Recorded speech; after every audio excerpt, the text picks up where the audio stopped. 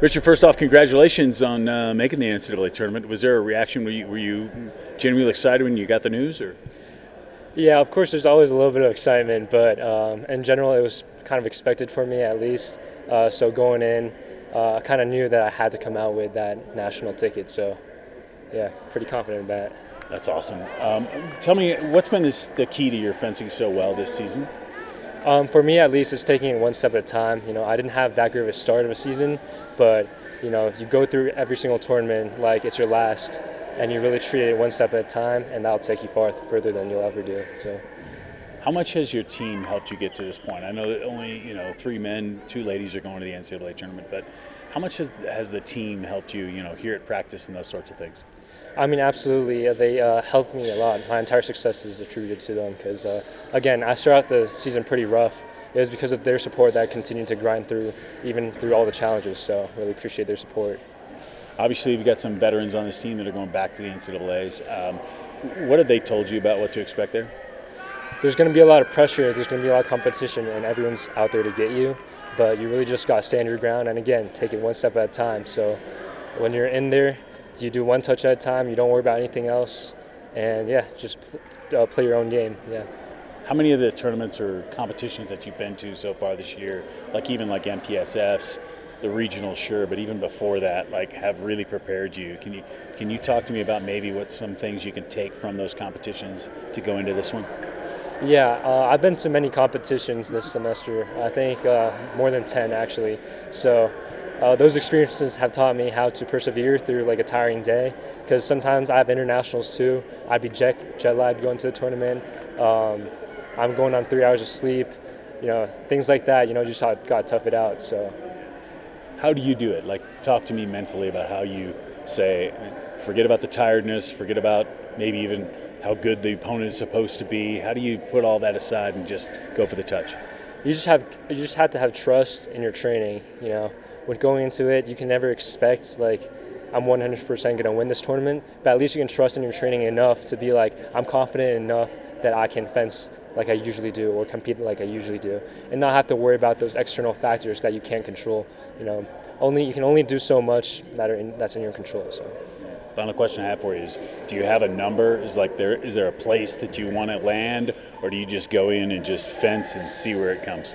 Again, first year, I'm just trying to see where I stand right now. So I'm going in. Of course, I'm going to try my best, but no expectations as of now. But yeah, again, I'm going to try my best to do as best as I can, one step at a time. Andre So, congratulations on making the NCAAs. Give me your interpretation, your mindset going into this thing. My mindset, yeah, this is definitely one of the highest levels of competitions I've competed in. I've heard from some of my upperclassmen, my coaches, and they will say it's a very high-stress environment. So I'm looking forward to it as a new experience, but also just making sure I'm ready for each touch, being able to mentally reset between bouts and matches, making sure that every time I get on the strip, I'm ready to put out 100%.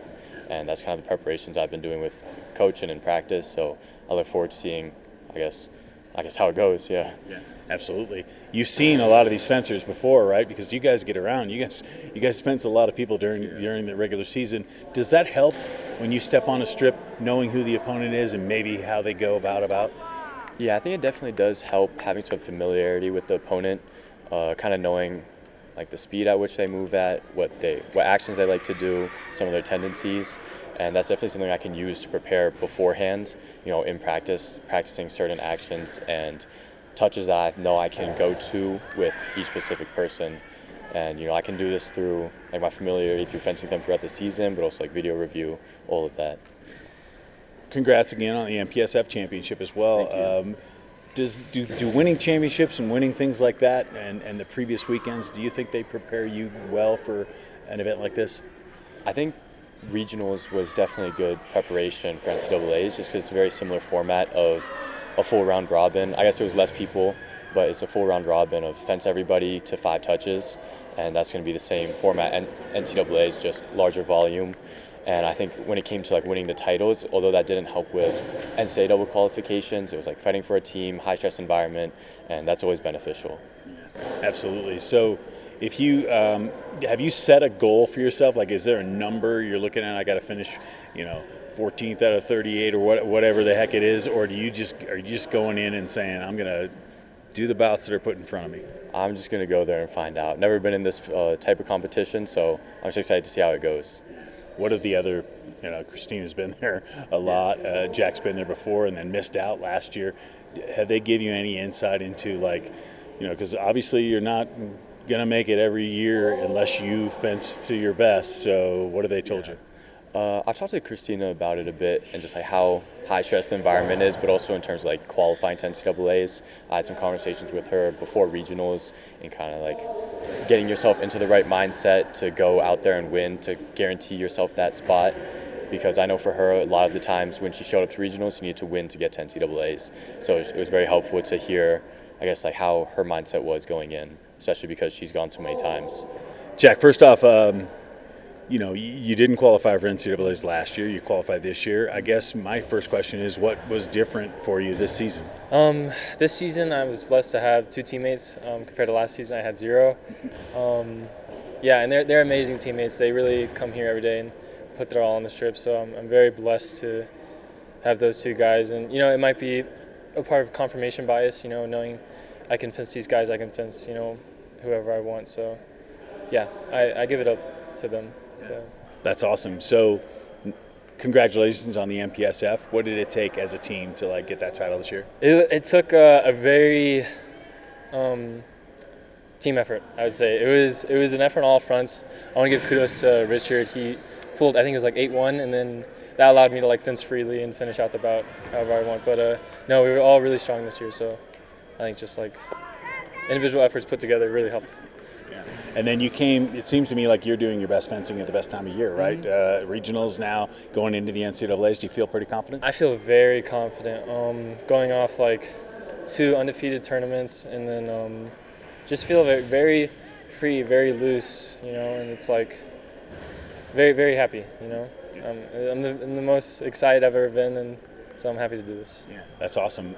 You've been there before, although you missed last year. You've been there before. What can you take from your previous experience at the NCAAs into this one, or do you even want to think about any of that?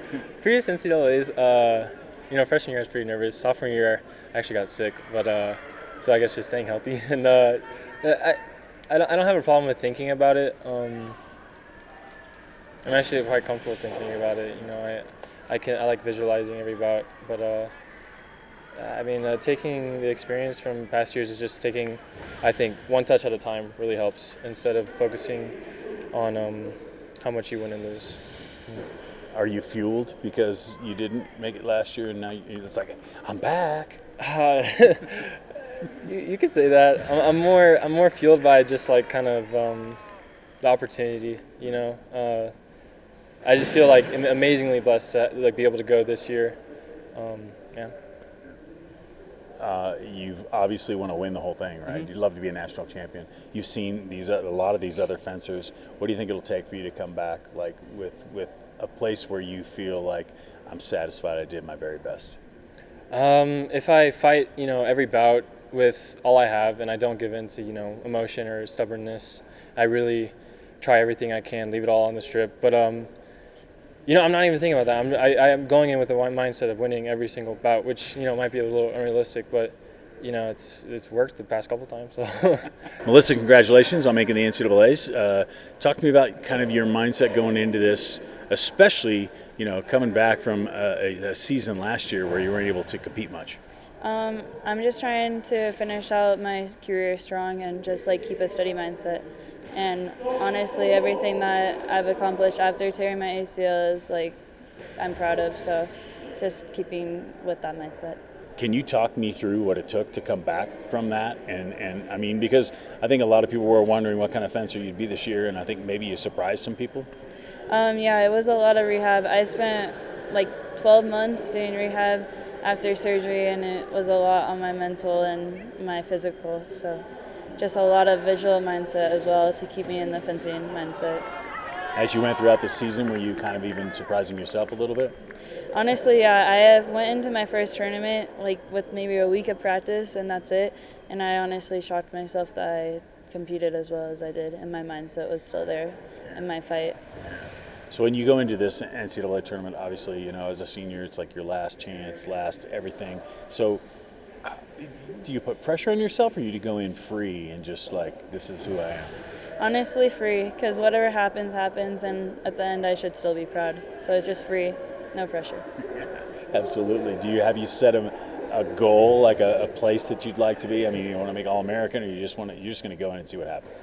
I think just go in and see what happens. Like All-American obviously would be nice, but I think after tearing my ACL, goals change and like mindset changes. So just see what happens. Hey, Christina, congratulations on making the NCAAs again, but I'm assuming it was your plan all along to get back here, right? It was, but it was not easy. Talk to me about this season kind of and what it's taken for you to get to this point. Oh my gosh, this season has been such a roller coaster. I've been dealing with an injury for about a year now. Has not been pleasant. It's more than an injury. It kind of like affects my life in a lot of different ways, and like everyday tasks. It makes it a little bit harder, but I just had to push through it and still show up every day because I knew that, well, in any aspect of my life, consistency is the key to success, like as basic as that sounds. So I knew that if I still showed up, things would just fall into place. Was it a point in the season where you kind of got to that mindset, or was that your mindset all along as you knew you had to overcome some things? I mean, things were harder. There's always going to be bumps in the road.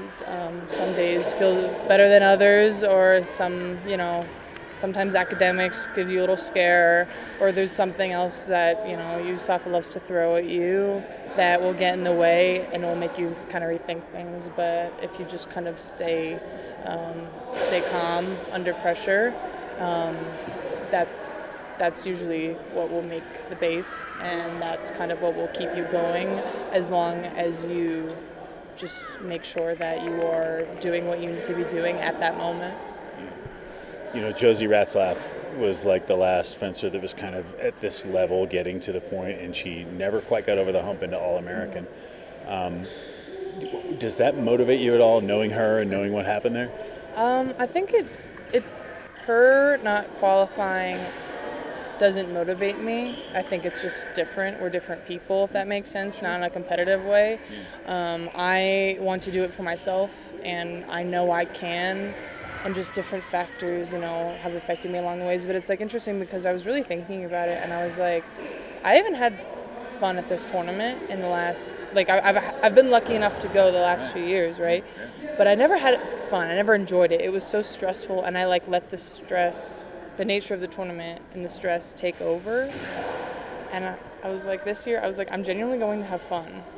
Like I always say, I want to ruin someone's day. That's never off the agenda, but I really want to just go and enjoy myself. And I think that's what's going to let me get there.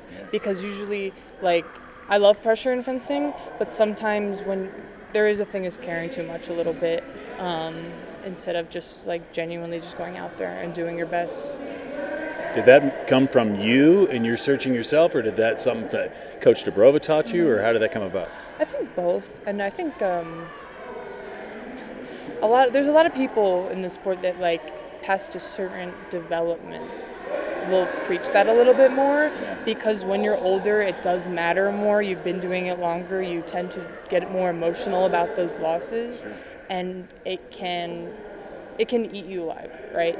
It can make you paranoid, it can make you worry, it can give you anxiety, it can make you nervous. But instead I decided to channel that energy elsewhere, and I was like, I just need to do it.